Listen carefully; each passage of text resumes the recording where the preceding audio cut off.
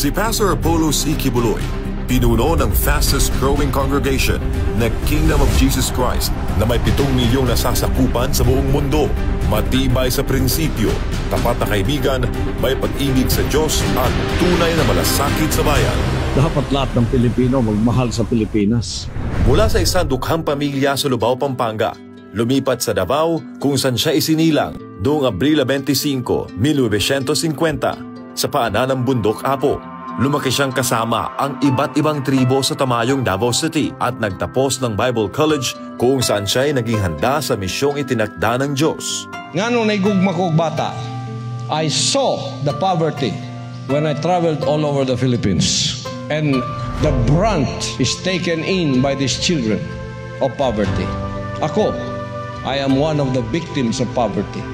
That's why when the Father blessed me in the ministry, I said, if you bless me, Father, I will dedicate the bulk of these blessings to the children.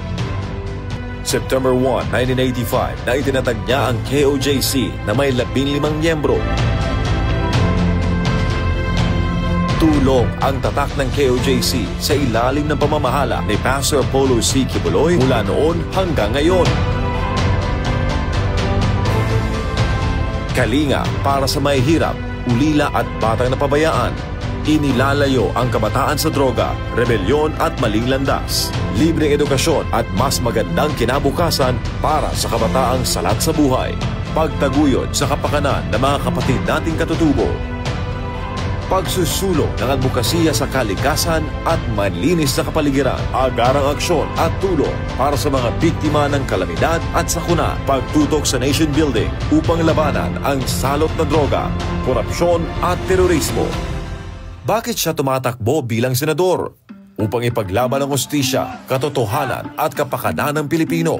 Bilang isang spiritual leader na biktima ng political harassment dahil sa kanyang paninindigan at pagiging malapit sa pamilya Duterte, nauunawaan niya ang pang-aapi at kawalan ng hustisya. Bakit mo siya kailangang iboto? Si Pastor Apollo C. Kibuloy, galit sa korupsyon. Ang Exhibit A niya ay ang KOJC, maunlad, disiplinado, parang first world country. Simple lang ang layunin niya, ayusin ang Pilipinas para sa bawat Pilipino. Mr. Zero Corruption, death penalty sa korap.